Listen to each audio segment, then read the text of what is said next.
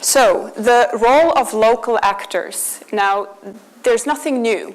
They have been at the forefront of the humanitarian response for decades in many contexts. But the recognition of their importance has only recently kind of come to the fore, not least through the World Humanitarian Summit and the Grand Bargain, which, as you know, has a localization stream, which is chaired by the Federation and Switzerland. And the ICRC is a signatory as well. And it is through this process that the signatories are trying to support local organizations also in their security management. Now, safety and security for the ICRC, not just for our own staff, but also for those organizations we work with on the ground, national societies and others, is something that we deal with on an everyday basis. So we take it very seriously. And it is with that in mind that over the past 15 years, we've developed what we call the Safer Access Framework together with the Federation and national societies.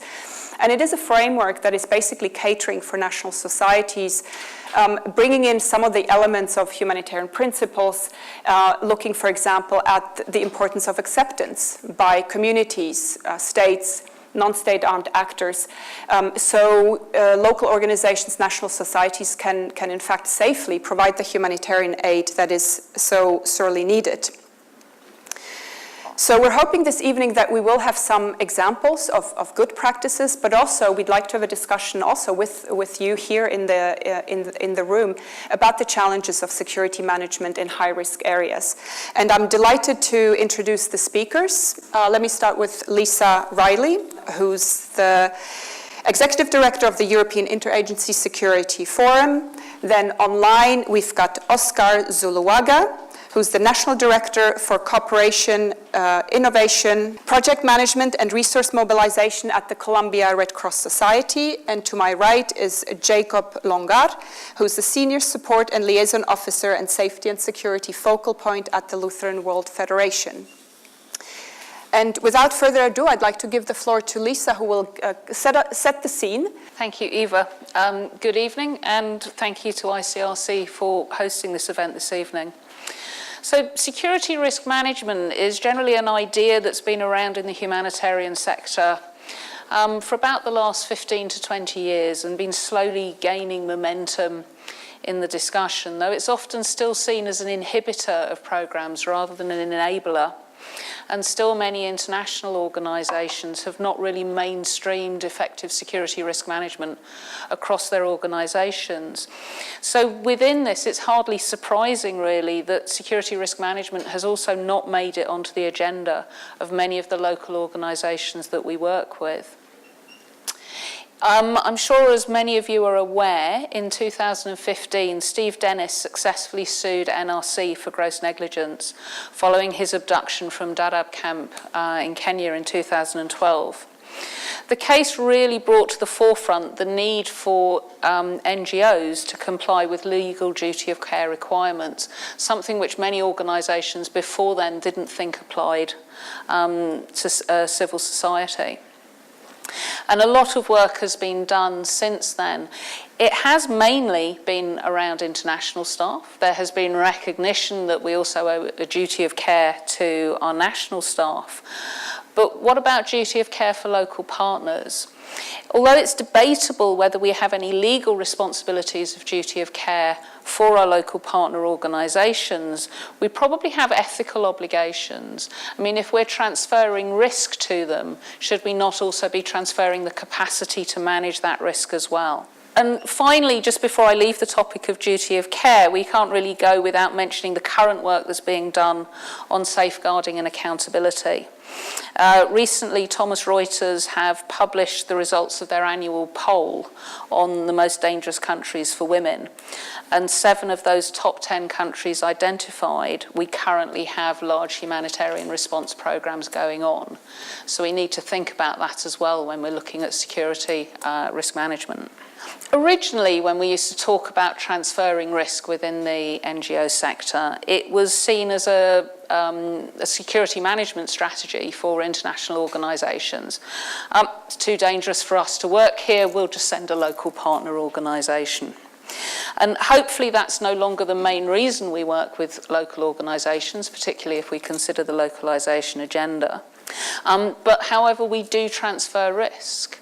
And I think organisations often forget that, because it's not only that we're transferring risk to them, but they're also transferring risk to us as well. For example, what are the perceptions of who we are, who our partners are? Why is the local organisation working with us? What's our political agenda? What's theirs? All of these things can have an impact on the perception of who we are as an organisation, our reputation, and therefore the security. And that's for both partner organisations. We used to assume within the NGO community that we automatically had acceptance with the people we worked and the countries we worked in. As a security strategy, I have heard various people say things along the lines of, but we do lovely things, why would anybody hurt us?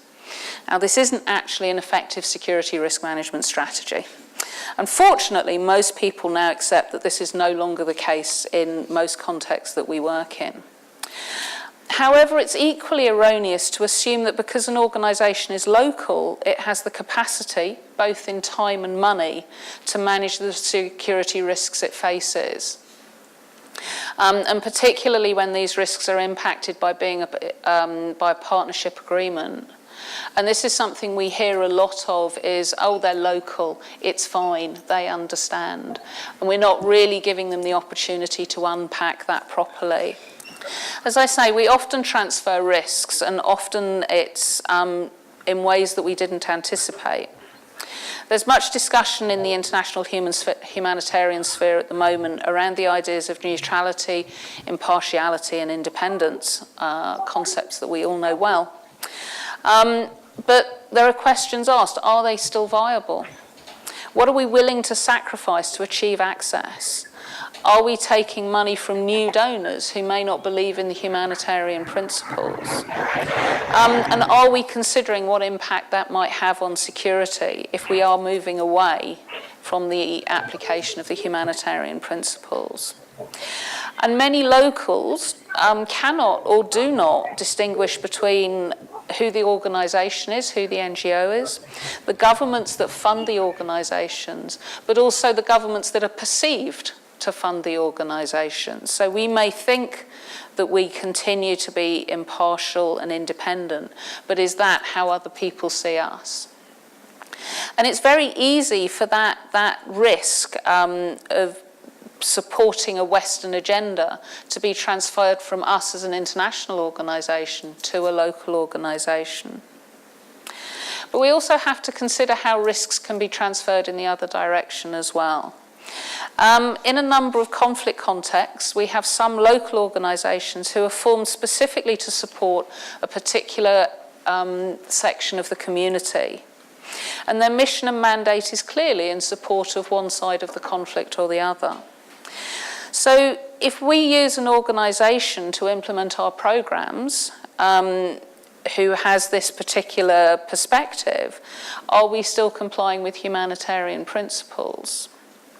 And what does this mean in a world of global communications where almost every village has some form of technology and connection to the internet?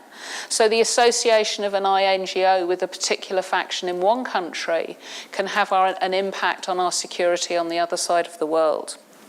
And we need to make sure that our security risk management strategies for both sides of a partnership agreement take this into account, as there can easily be threats to our staff, to our reputation, and our ability to actually implement programs. A number of international organisations have recognised the need for capacity building of their local partners, but many, unfortunately, still don't really know how to go about doing this. That's also true of EISF. In 2012, we wrote a paper on capacity building for local partner organisations, but it was very much written from the international perspective. We are hoping to start a research shortly about risk management, security risk management from the partner's perspective, and we're hoping that's going to be funded by UK aid.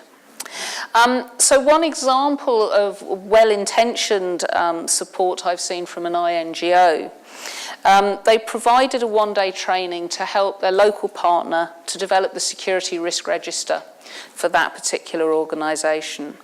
Unfortunately, they provided no background, no support to integrate the register into the overall management of the organisation, nor was there any opportunity to actually discuss what it meant to them, what sort of framework was most appropriate, and what sort of mitigation measures would actually work for the organisation and the areas that it was working. And although this did provide some immediate understanding of steps they could take to improve the safety of the staff, there was no sustainability to it, there was no replicability, and it certainly made no long-term difference to the resilience of that particular organisation. Obviously, not all INGOs are the same and take the same approach, so there are some good practices around. We've seen from the ACT Alliance, Caritas, as well as others, some really good examples of how they've been working in their networks to build the capacity of local organisations. And this is an approach that normally starts with helping the organisation to understand its own security risk management needs and priorities.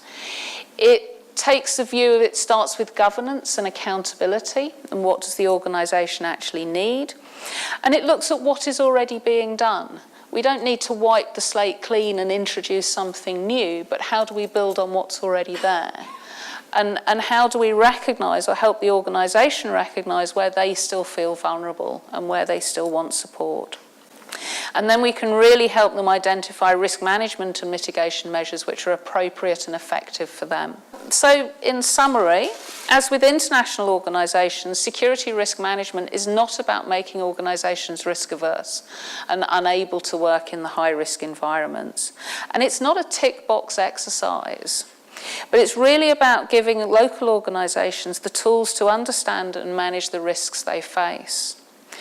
And also to enable them to be transparent about these risks without the fear that donors or partner organisations will actually stop funding them if they admit that they have difficulties meeting the working with the communities that they wish to.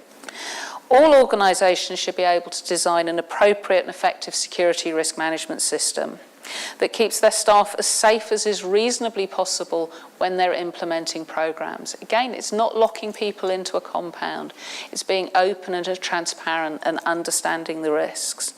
And particularly, we need to empower local organisations to be able to recognise and identify the resources they need to be able to build their capacity and actually be able to bring out the solutions that they need in order to continue to reach some of the most vulnerable communities in the world. Thank you, Lisa, for setting the scene, touching upon some of the critical issues and assumptions, perhaps, such as having the assumption that one is accepted. We need to question that, to what degree local organizations are safer or not than international ones. What is capacity building, but also the interconnectedness of the world. So technology also plays a role in security risk management. Thank you. I'd like to give the floor now to Oscar and ask you to elaborate or share with us some of the challenges that you have as the Colombian Red Cross in gaining negotiating access on the ground. Yeah, thank you. Thank you for the invitation. Thank you to the participants, and I'm very glad to share our experience.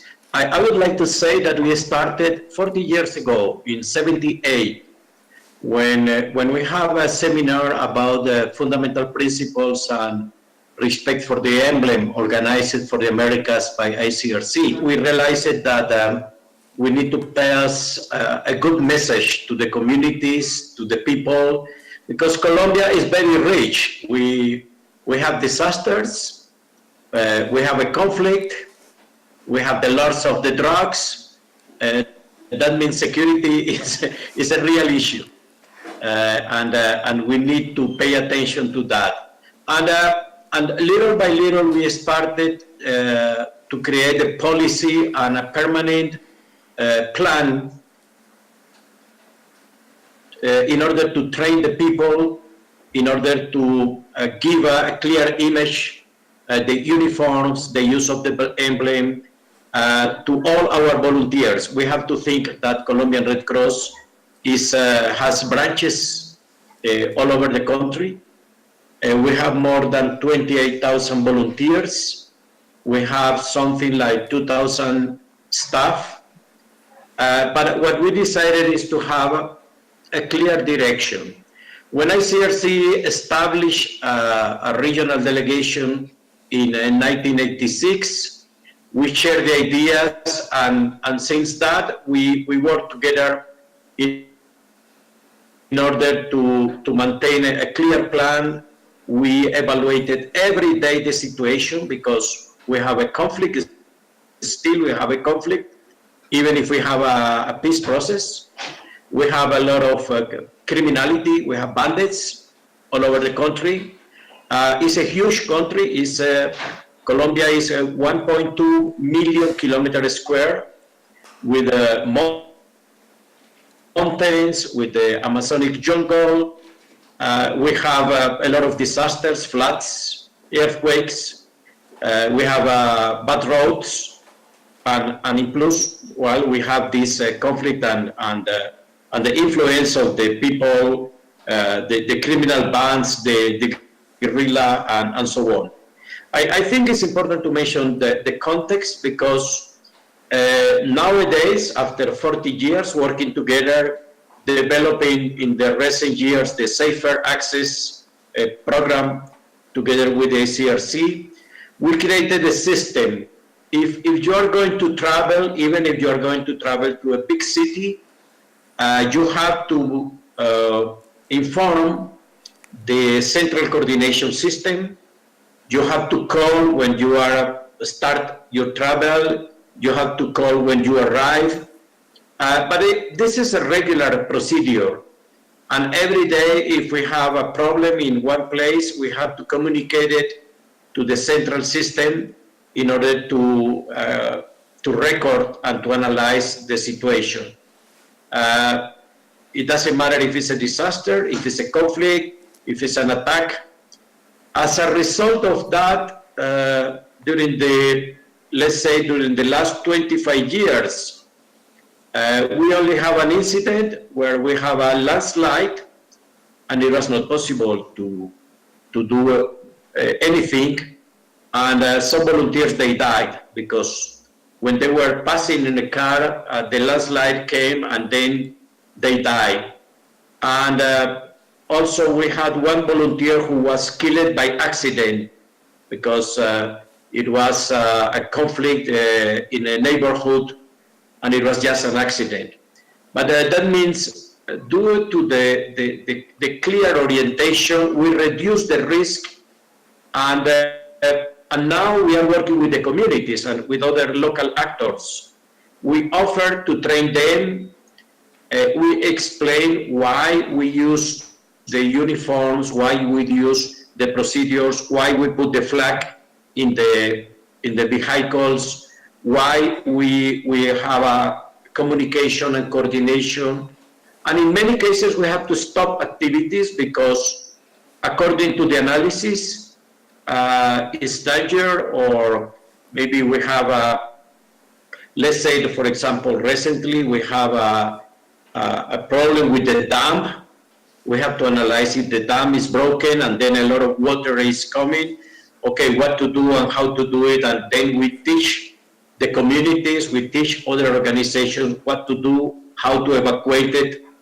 That means for us it's a regular procedure. We use all the tools of the Safer Access developed by ICRC. We use the tools developed by the Federation Stay Safe, including the online courses.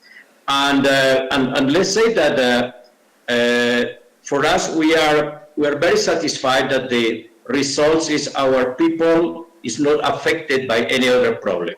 I stop here because I know that we have to share other ideas. Thank you.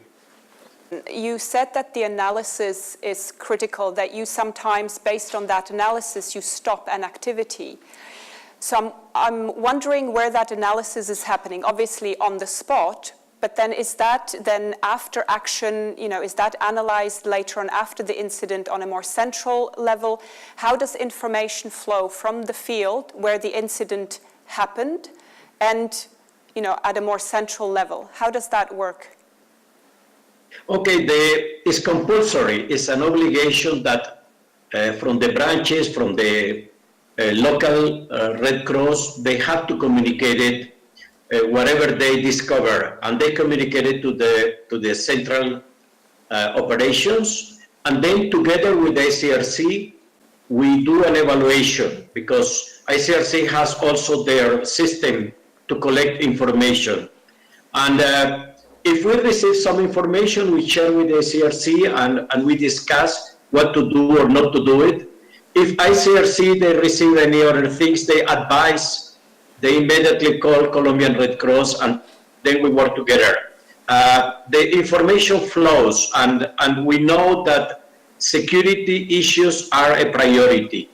Every day we have this. We have one or two in the morning or in the evening. What happened if we have a problem? If it's not, it's okay. But the coordination flows and the communication. Thank you very much.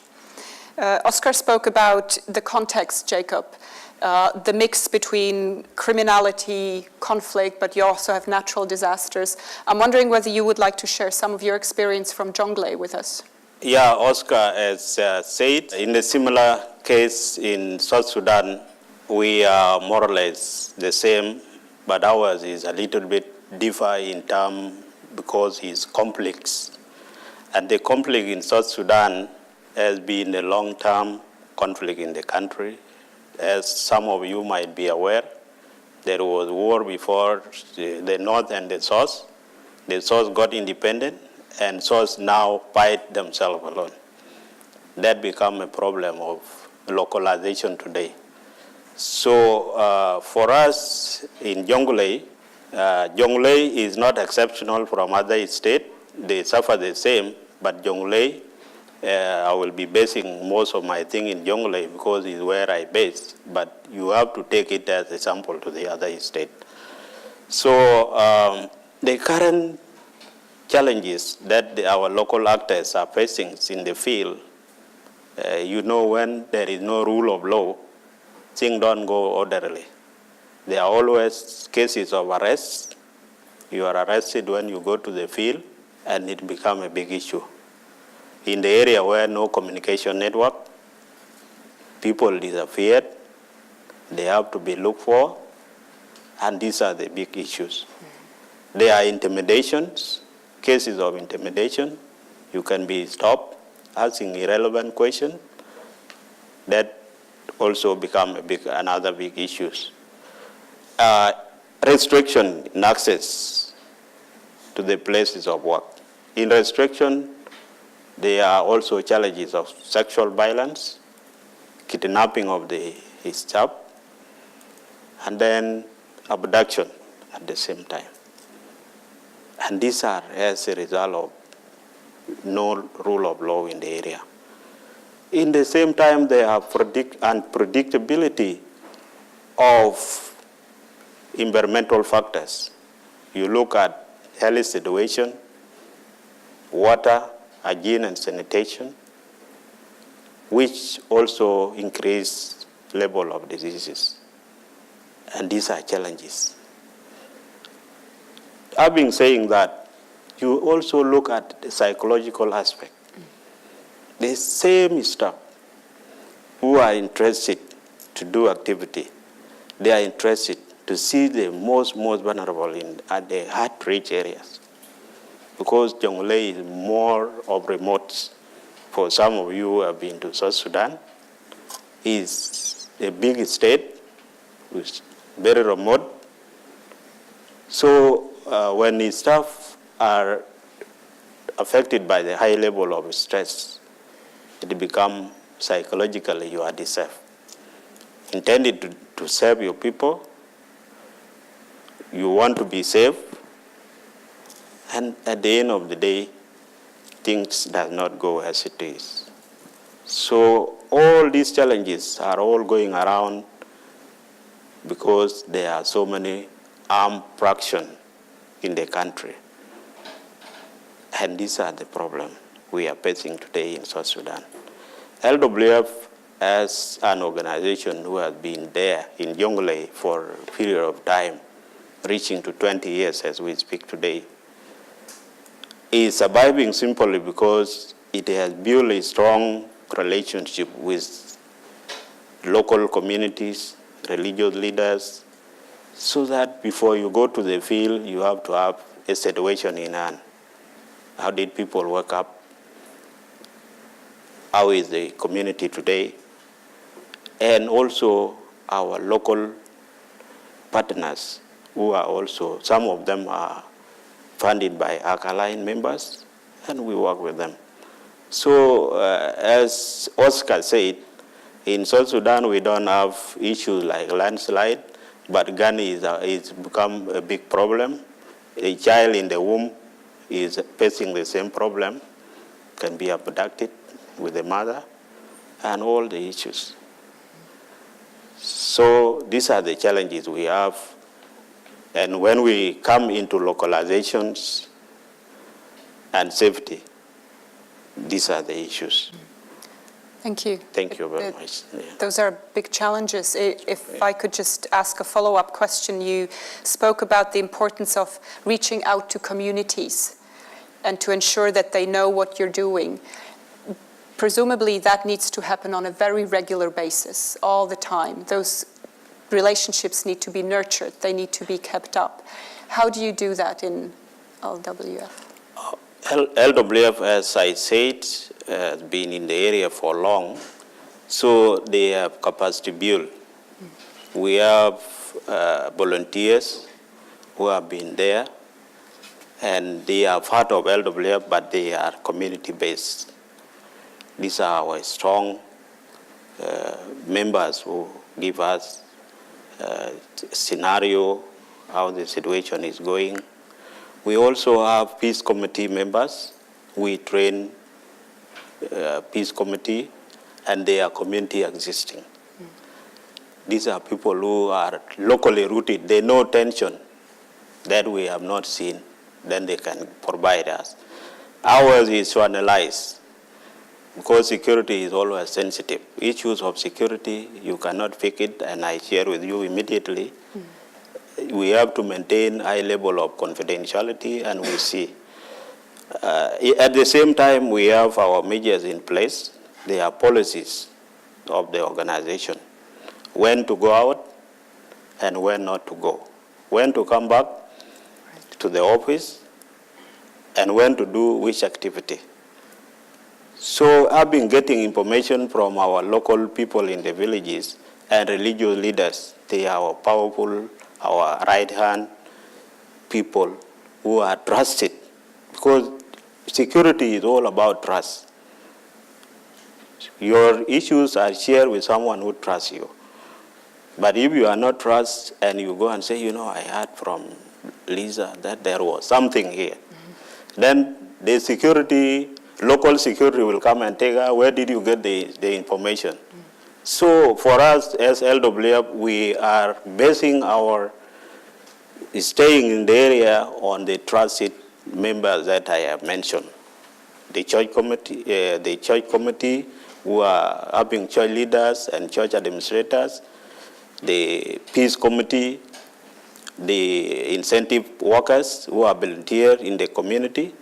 These are the people that we work with daily. And we also, we train them.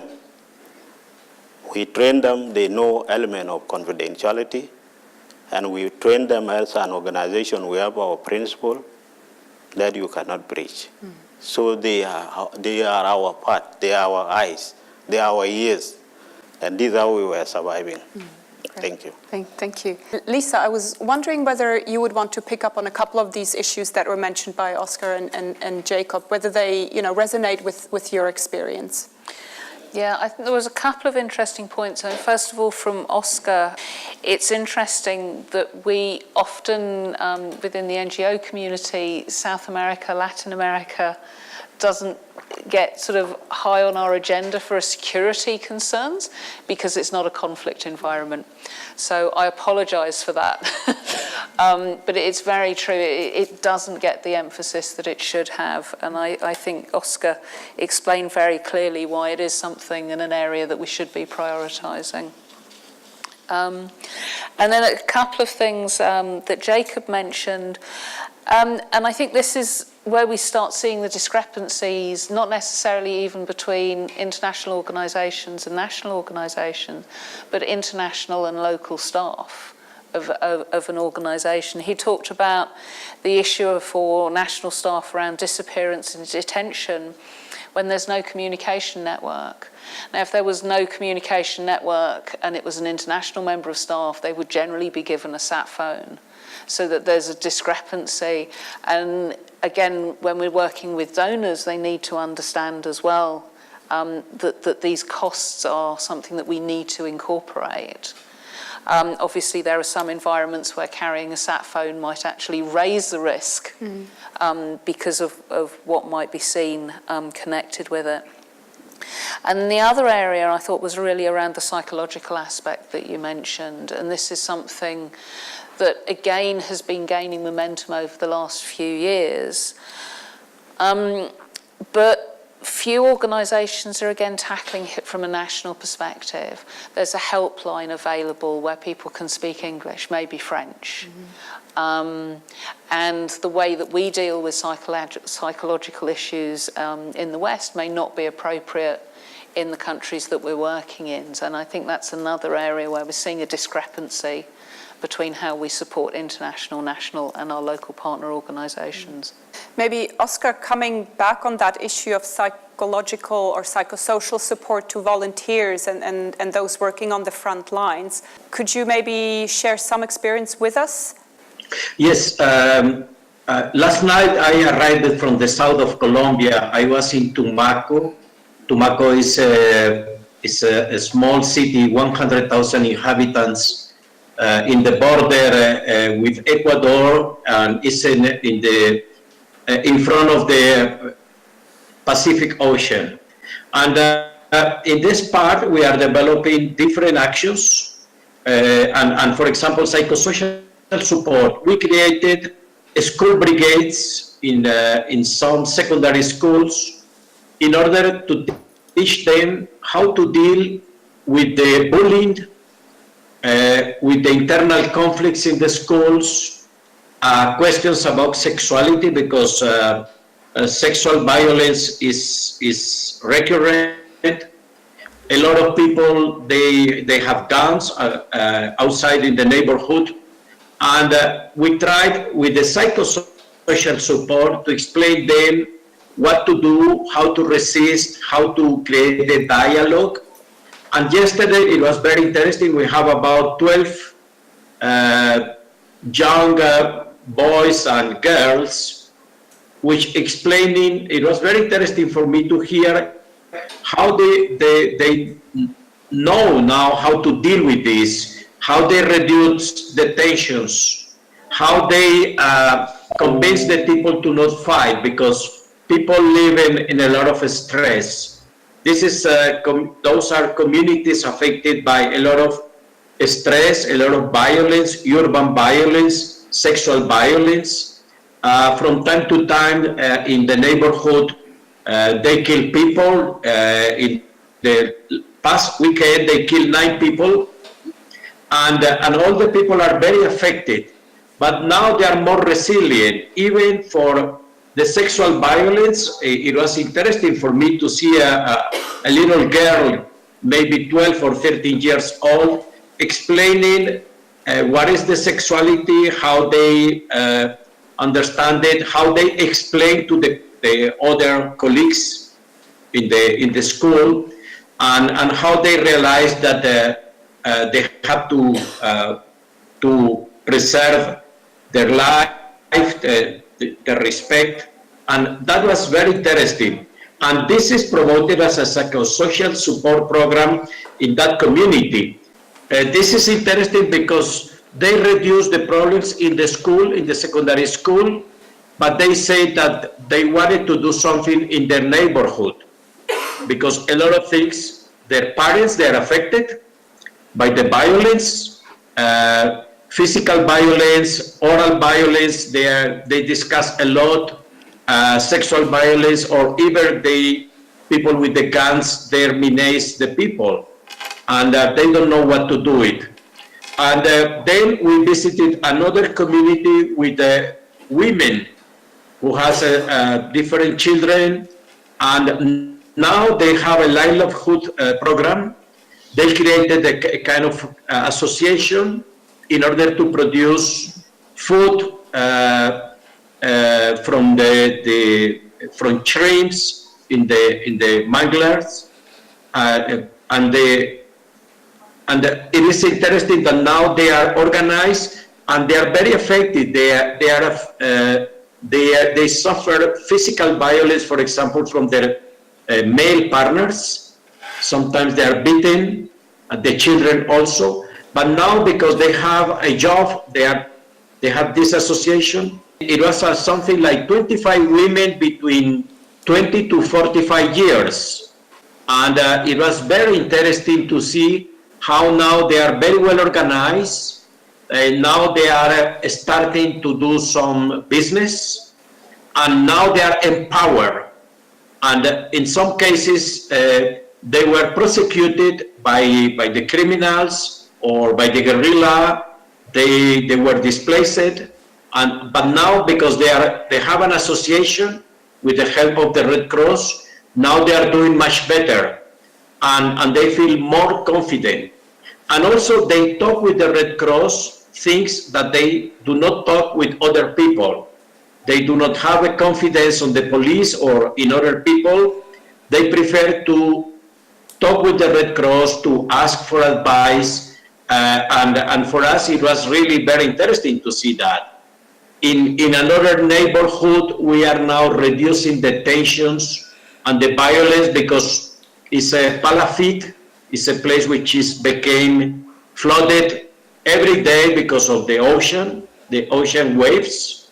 And now we are putting a system of water and sanitation together with the Norwegian Red Cross, and that reduced the tensions and the urban violence. As Jacob mentioned, when you are in a community, you have a lot of tensions. They mentioned also that they have invisible borders.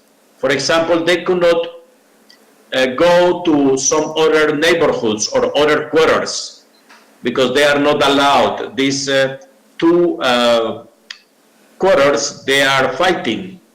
And it's interesting how they say that we could not cross, for example, after the football camp to the other neighborhood because it's not safe. In this case, we try to see the factors and to help people to understand and sometimes to negotiate it, but exists a lot of violence. It's not a conflict like in South Sudan, but it's a real conflict. And nowadays, the military people is everywhere in this small village and a small city. And for me, it was very interesting, but life continues. And finally, I wanted to say that one of the difficulties we have, one of the challenges, is that many of the volunteers or the people which is working with us, because of the dangerous situation, they emigrated. And every year we have to restart, to recruit new volunteers, to have a dialogue with the same communities because the people change. Some people come, some other emigrate because of the violence, and well, it's a permanent process, and this is a real challenge for us. Thank you. That's an important point to say that it never ends. Security management is a continuous process. Jacob, if you would to say what needs to be improved, what are the improvements that need to happen in order to have a better security management for local organizations or local actors, what would you say would these be? I think the important things that we, the context in that particular country also can dictate the approach that can be given. For example, if you train community to be resilient to issues of security, what I mean, when staff are knowing their safety, is also as well giving them chance to assist the community in their wanted way. So one thing to the staff, they need to be given clear guideline. There should be clear guideline from the organization to respect the black time. We can call them black time. For example, if you go to work from 9 in the morning to the field, there are times everybody is going free, but there are red time you cannot go. So all staff has to know the red time must be respected. For example, if I go to Duk is one of the counties in Jonglei, and I start my journey at 3:30 in Duk coming to Twigis at this time of rainy season, there are likelihood I will sleep in the bush because the road is no road. What we call road there is no road, but when the car is passing, we call it road. So in such situation, it is an obligation of the organization in the duty of care to let the staff understand that you can give services when you are alive. There are no services when you are not there. And by doing so, you have to go to the field from 9, and then by 1 p.m., you in a far distance, you have to start traveling back to the office. If we give more education on that to our staff, to the existing staff, and to those we will recruit as a policy, and anyone who will go beyond that, the organization also has to apply, because every policy has to have a condition. If I jump over the table, this is not what is required in the room. I'm supposed to go this way, not jump over the table. So there must be clear guideline to be given and it's standardized. If I come to ICRC, it is the same policies, security policies that are in LWF. If I go to DCA, for example, it is the same policies.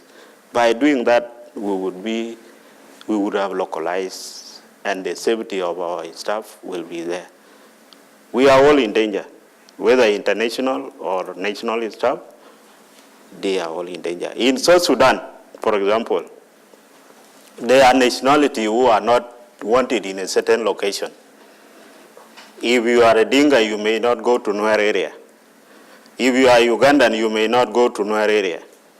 If you are Kenyan recently, you may not go to that area. The same thing with white. The other white who are not wanted in this side and maybe on the other side.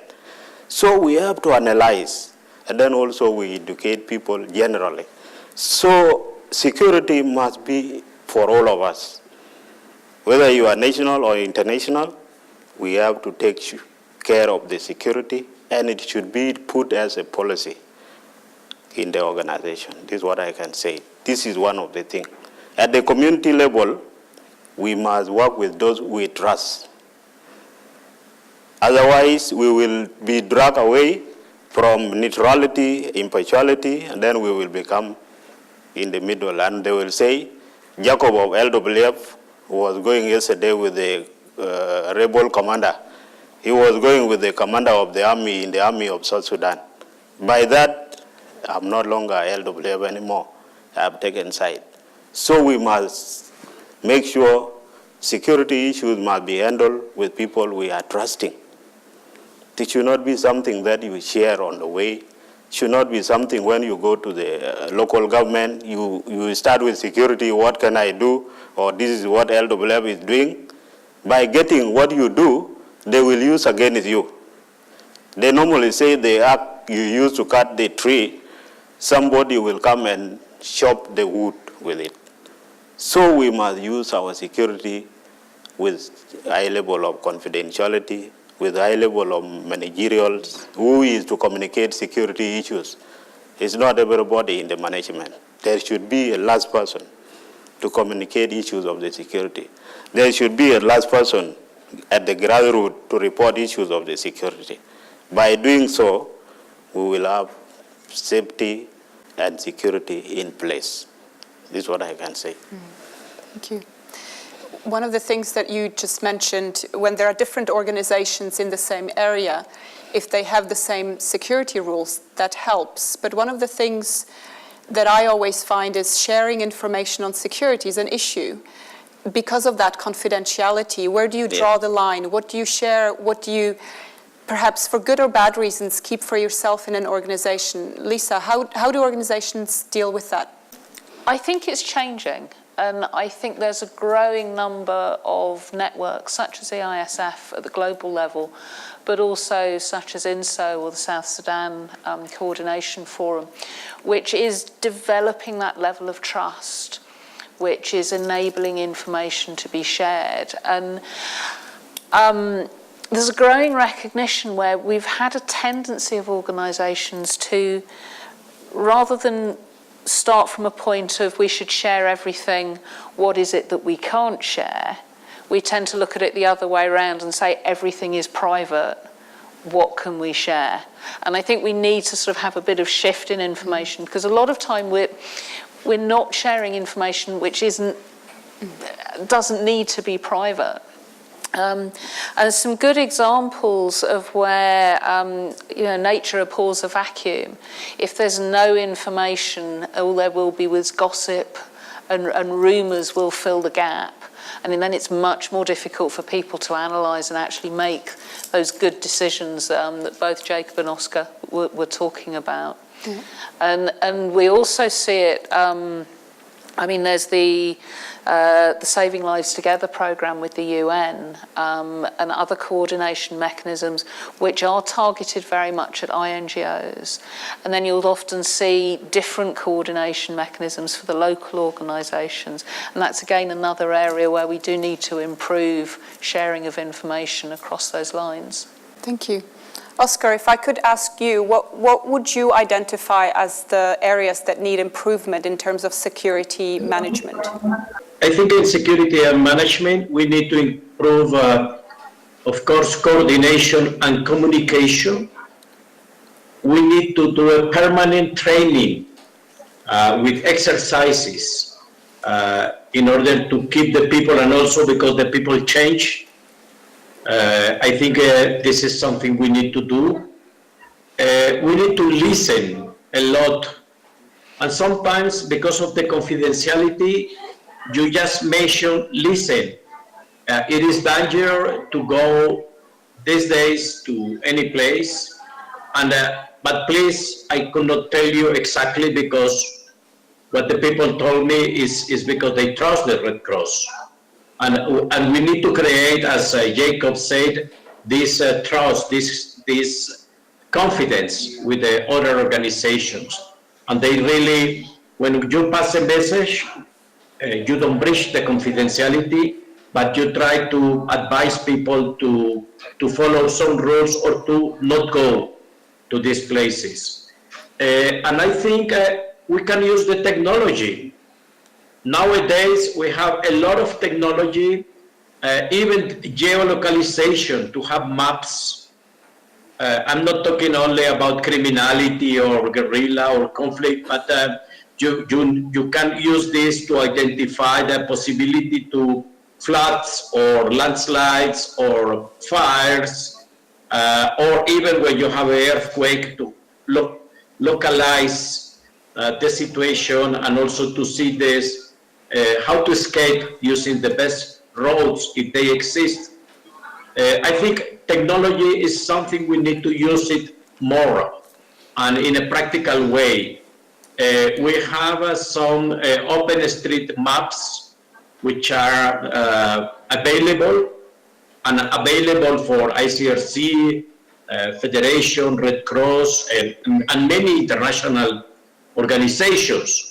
Because sometimes if we go to ask for official maps in a country like Jacob explained it, or even in Colombia in the areas where the guerrilla exists, the government, they do not provide you the maps, but you can use other tools. I think this is the question. Communication, coordination, trust.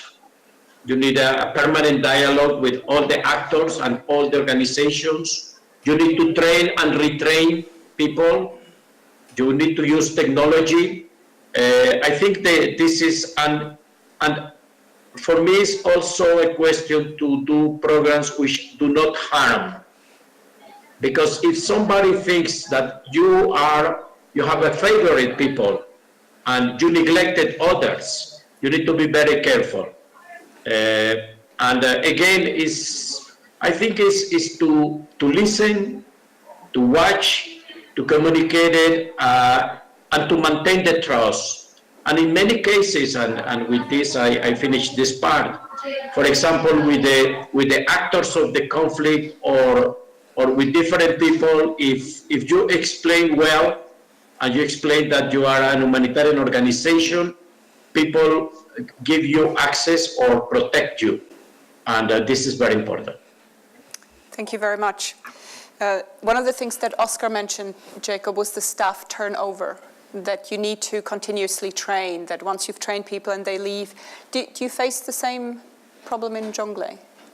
Yeah, I agree with Oscar in the sense that staff turnover is common. Like the situation I have just mentioned. For example, those who are psychologically, the stress is, when you cope positively with stress, you can continue. But when you cope negatively, others will leave. Whether there is job ahead or no job, you have to leave. So that is one scenario. The other scenario, we are humanitarian. LWF is one of the international NGO and is implementing agency at the same time. So we can have another funding. One is we got another funding, we must have another staff, even if the existing staff are there. So the new coming staff has to be trained. So what I can elaborate more on what Oscar has said, the time of training, the content of training has to be somehow a bit, should be training based on the area, internationally recognized, but areas of specifically, like in South Sudan, there should be something to be included that may not be trained in Colombia, for example. So when we see at the methodology and the content of the training, we have to look into it critically. But training, as AG Ally, we have been having a lot of training. Especially me, I got training twice, 3 times. But others in the field, I train. Mm-hmm. But there is a need to have more training. And then we retrain and we train to the level also we give refresher training to the volunteers. Because volunteers, we have trained them on our code of conduct. They know very well. They know how to handle themselves. We can also train them, basic training, on what kind of information you can give at what time. Mm-hmm. What is a critical time that you can share security-related issue, and what are time that the sharing of information related to security can put you in danger. So these are the training that we need to look. So when we put at the content, we have to see incidences of security. At what time will you report security incident? And what is the nature of the incident you are reporting? And to who? Those things need training. Because I can put LWF chat, other one can put, anybody from the community can get security guard and will say, yes, I'm running, raiders are coming and they have started attacking the place there. So please tell your people. The security guard will run there. If you have not trained the security guide, for example, will go and give different message. You will start running, you go into your cars, you are running away, there is danger. At the end, maybe there was no raiders. So those are the issues that we need to look into it. By giving training based on the context, on different stages, we must have a safety and security of our staff. And it will be very easy for us to implement, when we are safe.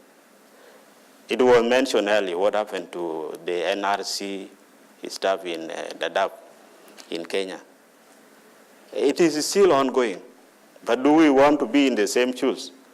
No, the answer is no. But we have to see how can we make ourselves to understand implementing projects, you must be alive. This is what I can say. Thank you.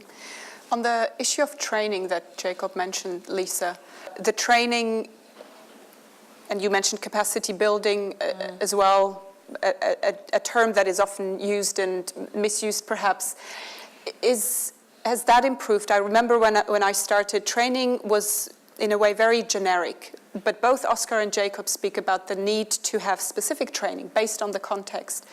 Is that improving? Is there specific training adapted in the same way that Jacob and Oscar are arguing for? Yes and no.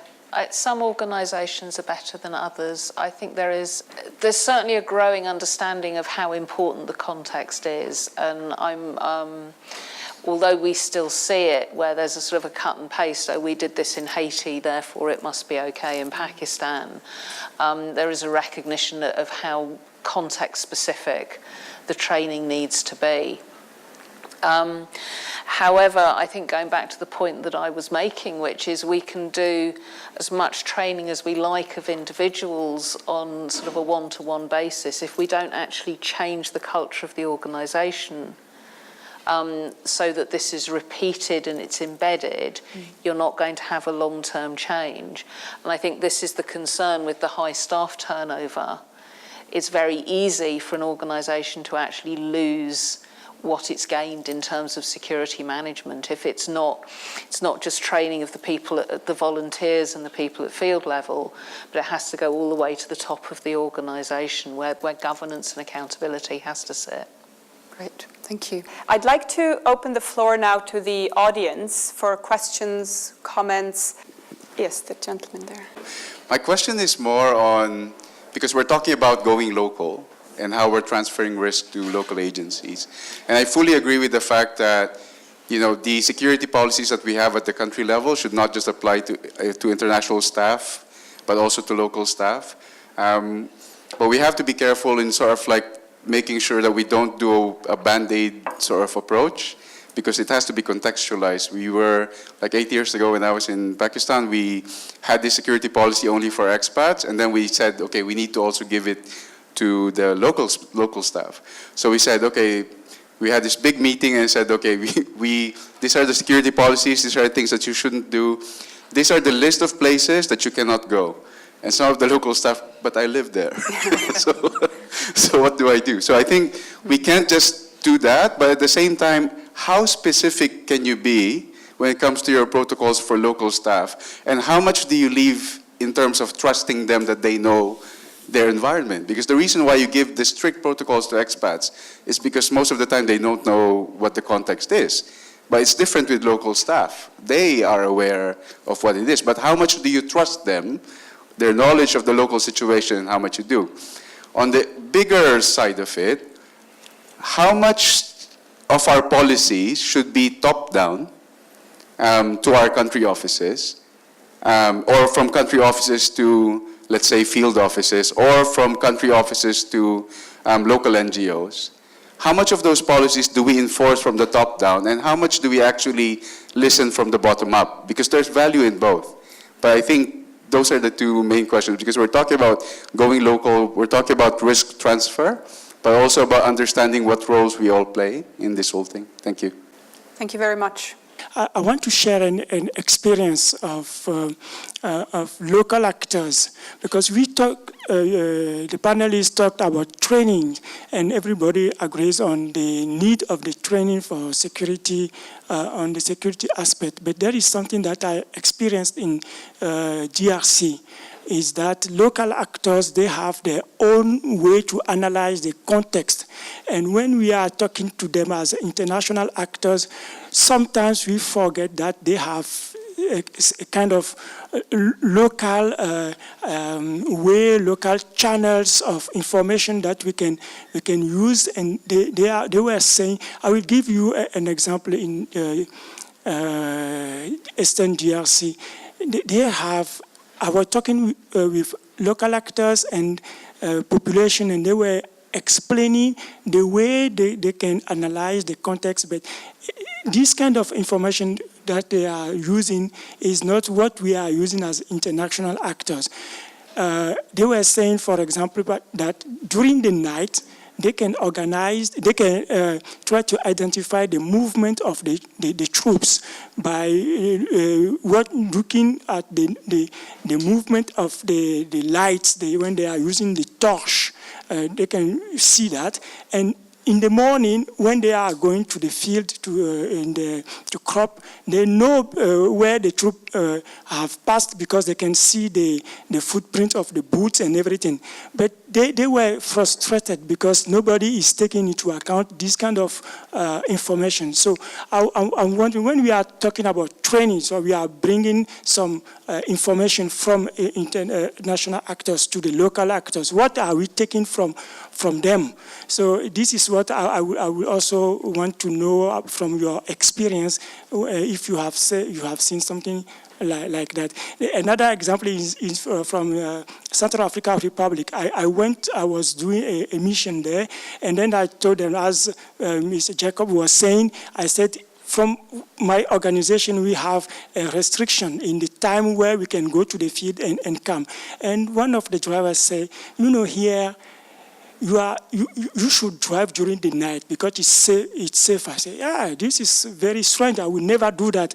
And he said, during the night, when the vehicle is passing, the people who are attacking, they don't know if it is a military vehicle or an NGO vehicle. They will never attack during the night. But during the day, they can see the vehicle and identify who is coming, and then they can attack. And they say, this is something interesting, but how can we use this kind of information that are sometimes contradictory to what we believe, what we are doing? Thank you.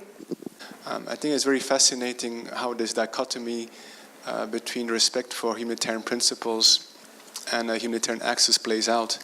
And I think there's different ways to manage the security risks at the same time, so building trust, capacity building, communication, dialogue.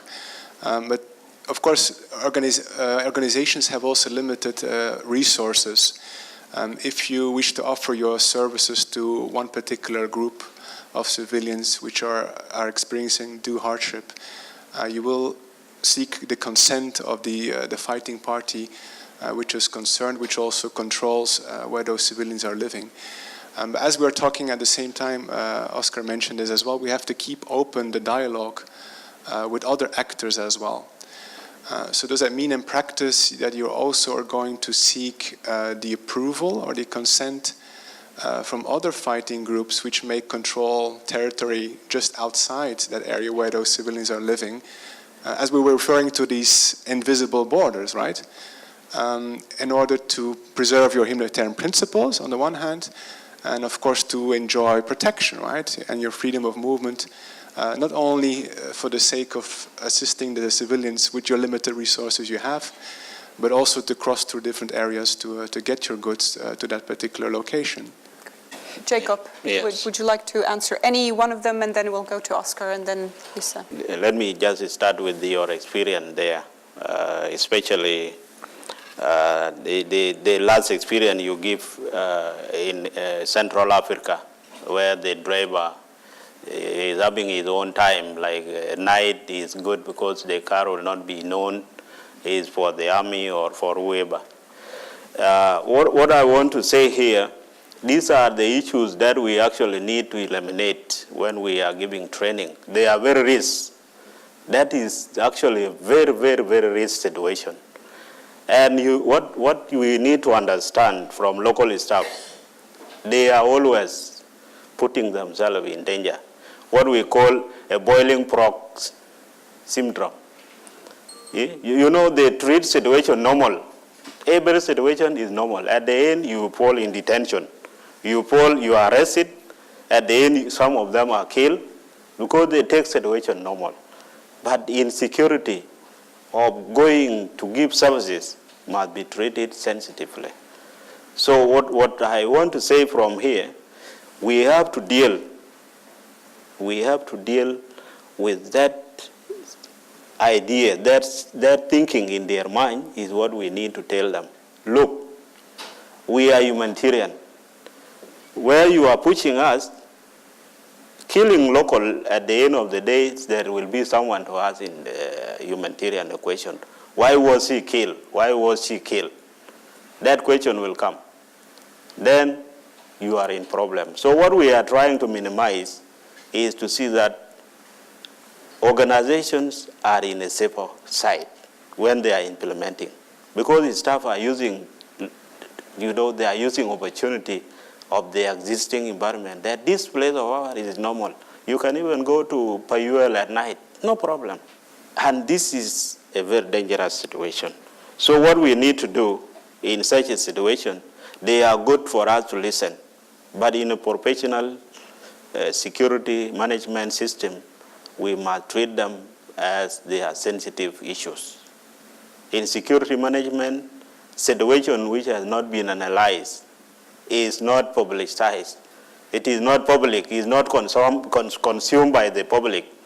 It is individual thinking, we treat it as a sensitive, it is risk. So local, they are always a risk. This is what I want to tell you.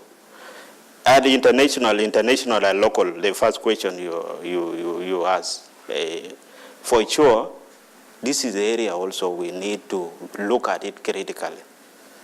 For example, in Jonglei, we have 32 staff. 31 are local. 1 is international.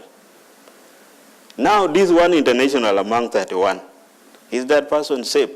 If we use that example, if we drive in between Panyagor and Wangolei, you don't know, I just give example, this is around 20 kilometers from area of 20 kilometers. At night, that international, that person is not safe. So what we want to see, we must make sure when we are planning the risk, when we are planning security management of the organization, we must also take care of international staff. The difference is this. This one international staff does not go to the field frequently. In a week, maybe he can go at once. So his risk is smaller than the one who go from Monday to Friday to the field. But in terms of security, we have to treat them equally. The other scenario, in terms of security that may need evacuation, for example, international is only one person. We can manage to evacuate him or her to Juba, for example. But you cannot evacuate 31 staff with their wife, children, and uncles and whoever. You see the difference. So when we look at internationals, we look at them, they are manageable. Organization can use the minimum resources to rescue such a person. But the international staff must know that you are at risk.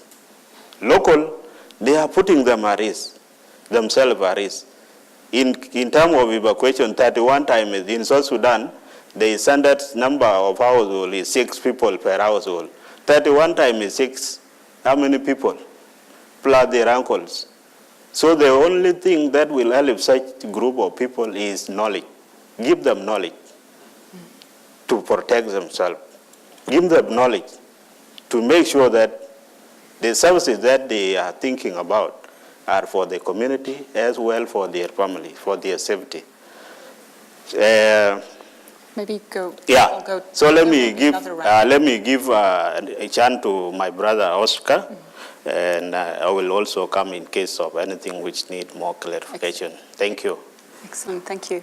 Oscar, your thoughts on some of these questions? Thank you to Jacob for you, my brother. You explained it very well, and I have some comments. First, for us, it doesn't matter if it's an expatriate, if it's a member of the National Board of Colombian Red Cross, if it's a top person in the province or very important, or if it's a professional.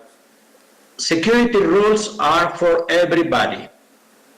Even if the national president wants to do something, the president asks, what is security? And if the security advisors say, you must not go, chill by. That's simple. This is not for discussion. And I think this is something with the ICRC and the Federation, we are very clear. It doesn't matter. People is the most important asset we have. Without our people, we are nothing. And this is the first thing. The second thing is train and retrain. Sometimes it's not organized train. Sometimes it's to show by the example. If you act, if when you arrive, you say, we have the uniform, we have the identification, we have the flag, the car is well marked, we inform the people. This is every day. The most you use in the practice, when you do security, this is the best training for the people, and the people follow you. And this is important. Third, can we trust local people? Of course. Of course, we must be non-naive, of course, but we need contacts. I remember some years ago, we were in a region working, and we were the Colombian Red Cross team. We came in the morning and we were doing something, and then around lunchtime, somebody came to talk with us and said, and it was a sunny day, so beautiful, and said, okay, what you are doing is nice, it's very good, and so on. At what time you are leaving? And we said, no, maybe at 5. And then because it's 1 or 2 hours, it's evening, still we have a daylight and so on.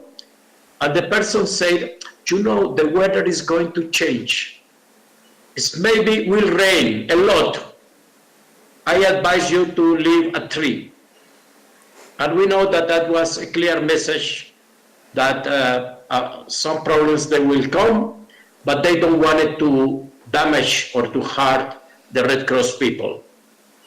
And then the person said, at what time, when you are coming back? We said, well, next week. They said, you know, the weather will continue badly.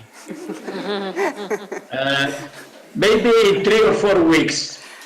And of course, we are not naive, and we follow the advice. And I remember one of my good friends from ICRC working in a country. All of them, they used to have a breakfast at the office, but he used to go to the popular restaurant where all the drivers from the trucks and the autobuses, they stop. And he went to eat, I am not going to tell you the name and the place, every morning, a good breakfast with eggs and some other things.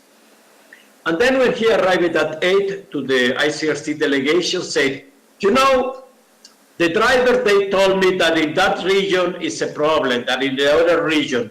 And it was very interesting because the information was classified, but they traveled the country.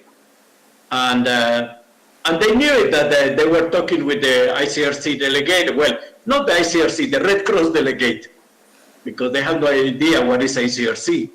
But it was very funny because he arrived and said to the head of the delegation, I have news. And this is interesting. Of course, you need some control, you need to verify, but in Colombia, at least, we know that when we receive any comment or advice from people we don't know, it's a clear message. And sometimes that helps us. But I wanted to mention something about security which we didn't touch here, is the burnout of people. Sometimes when a delegate, international delegate, expatriate, stayed for 6 months or 1 year, is exhausted. But we never think on the local people from the NGOs, Every day, they live with the people, they live with the problems. They are also exhausted. And many times here, when we have a long-term operations, for example, with the migrants, I raised the flag and I said, we need to take these people out. They have been for 6 months or 8 months, they are exhausted. They are starting to make stupid mistakes because they are tired. And sometimes we are not careful with our people. And this is something we need to pay attention, I think, in our organizations at the local level, because we care about the leaders, we care about the expatriates, but we forgot the ordinary people, which is working with us, volunteers, staff, or even some people who usually help our organizations. And I think this is something we need to pay attention. Thank you. That's it. Yeah, thank you very much, Oscar. I wanted to go back to something that Lisa Reilly, you said, where you said communities nowadays don't differentiate between organizations, donor governments, and governments who are perceived to be donating. And that resonates quite a lot because a lot of the work that we do, we see that the way people perceive things actually matters more than the truth. And no matter what reactive press line you put out there, once there's a rumor or a misinformation, you're sort of stuck in this vicious cycle. And my question was, to what extent, I hate what I'm about to say, but like on a meta level, to what extent should organizations accept this sort of post-truth modus operandi, where what people think or feel matters more than what you're objectively doing? Or to what extent should it, from a principled point of view, fight back and say, actually, we refuse to let people's opinions and feelings determine our security, and we will continuously push for an objective examination of what we're doing? Thank you. I wanted to ask a question about donor policies and what they're willing to give in terms of funding around these issues. So in terms of the issues that have been raised, I thought it was really interesting Lisa's comment about we are willing to transfer risk, are we willing to also transfer capacity, and this concept of duty of care being really important. And then hearing from Oscar and Jacob, you talked one about training. Secondly, I'm hearing a lot that's relevant to human resources and capacity. You clearly have people who are dedicated to doing these systems and procedures, implementing and developing those procedures. The third one was around physical security materials, so cars, radios you mentioned, lights, vests, and so on. The one that wasn't mentioned was insurance, which is something we often hear from national societies and other local actors as being particularly important, and sometimes these organizations cannot get the insurance themselves. And I'm curious to hear if you find it difficult to get the funding that will enable you to do the things you want to do and need to do, that will pay for the insurance, pay for the infrastructure, pay for the staffing, and so on.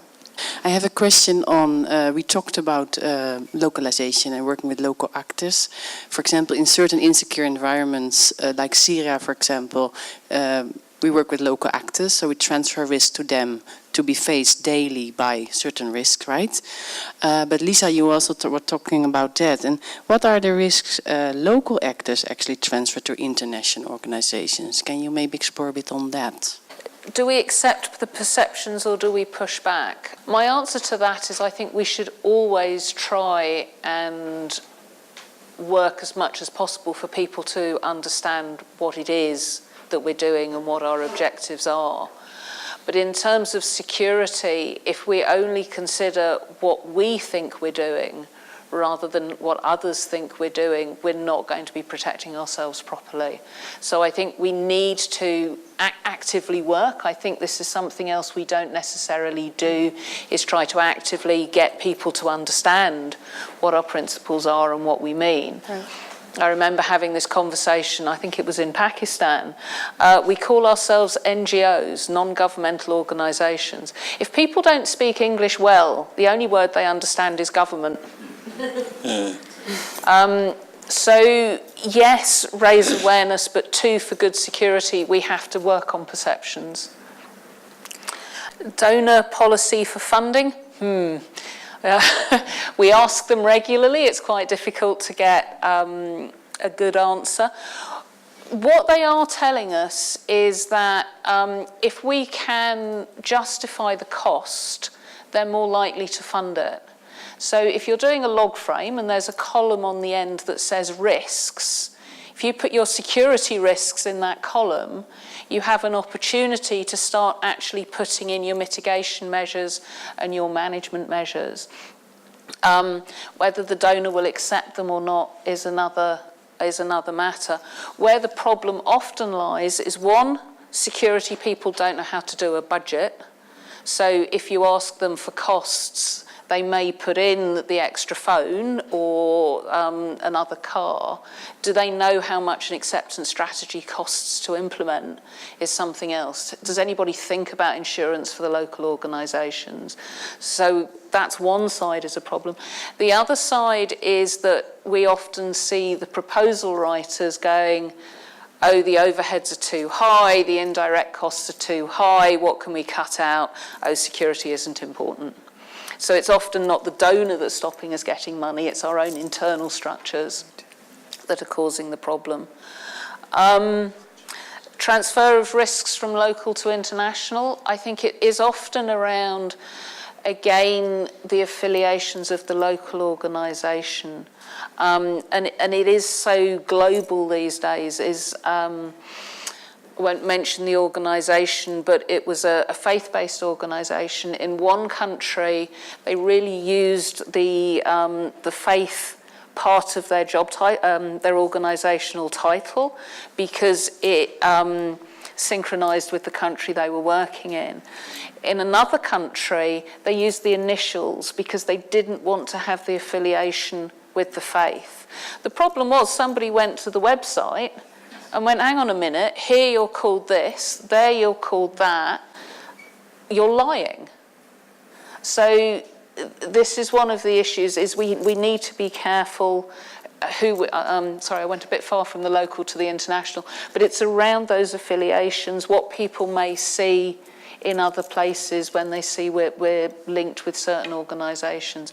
And the same between any behaviours of individuals. I think you were saying your LWF, whatever time of day or night, same with the Federation.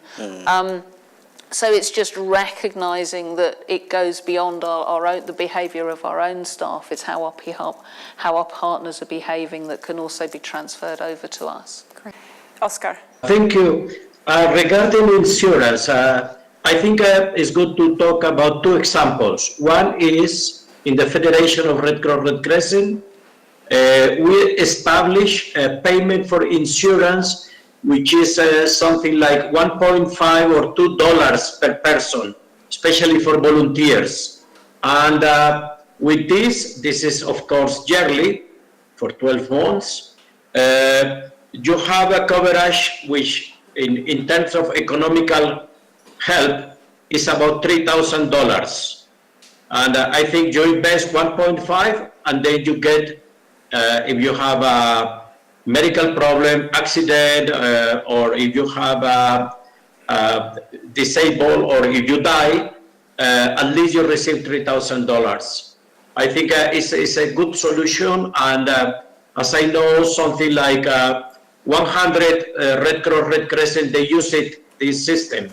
Of course, the other national societies, especially Europeans, they have their own insurance. And this is important to mention.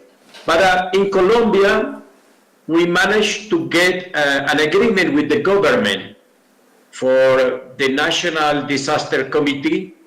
And now they pay the insurance for civil defense people, firemen, and Red Cross volunteers.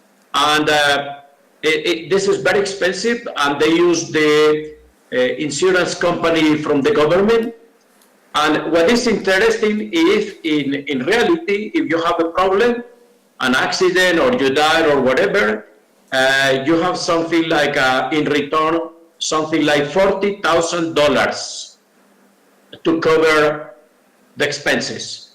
And I think, but this is an important decision, because we were discussing with the Colombian government And finally, they accept for the three most important help organizations in Colombia.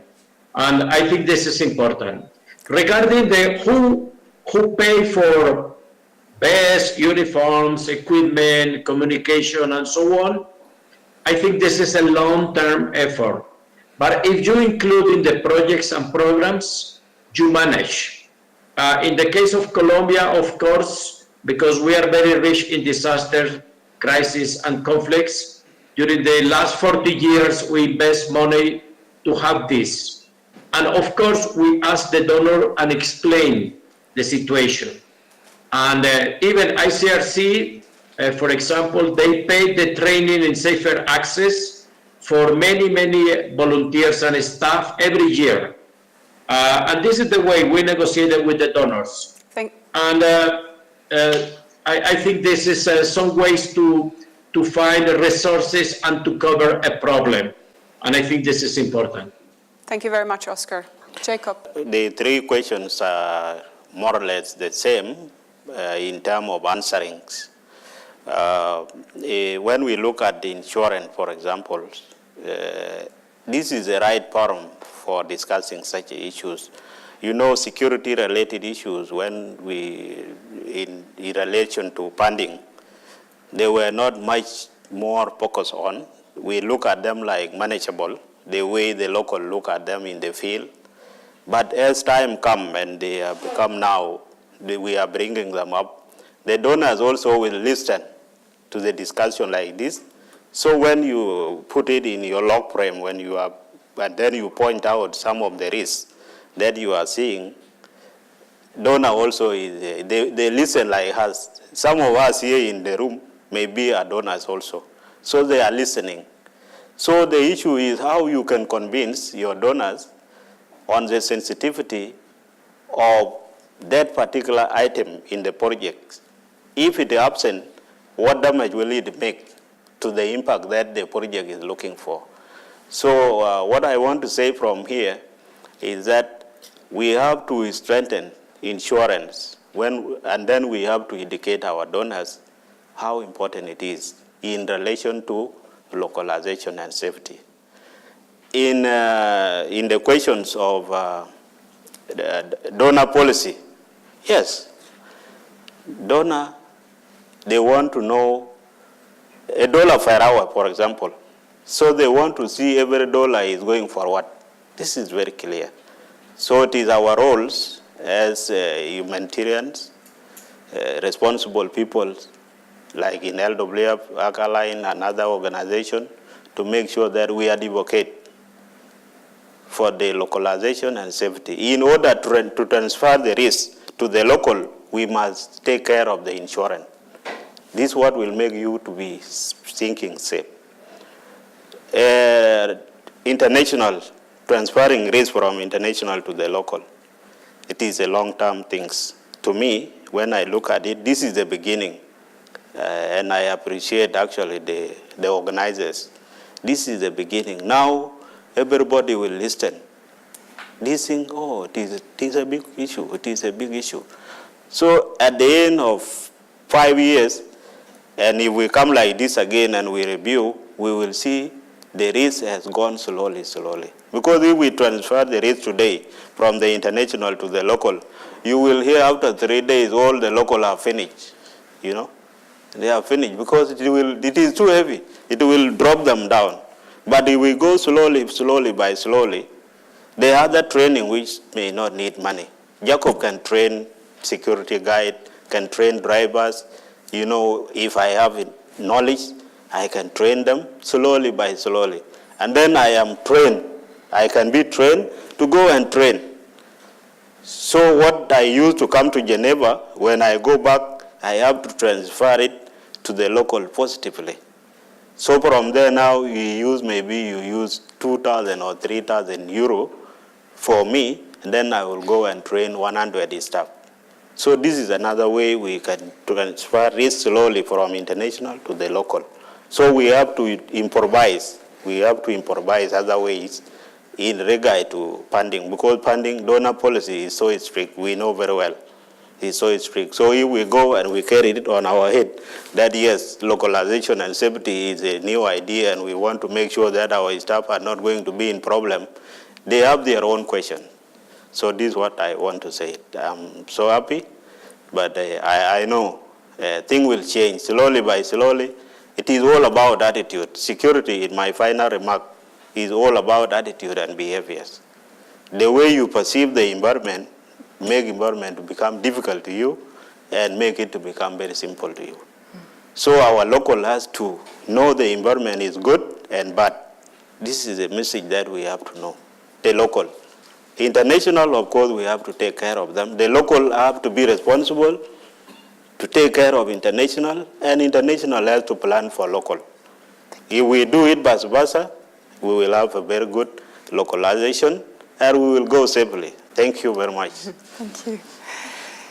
Words of wisdom. I'd like to thank the panelists, Lisa, Jacob, Oscar. Thank you. Thank you. Thank you. Thank you.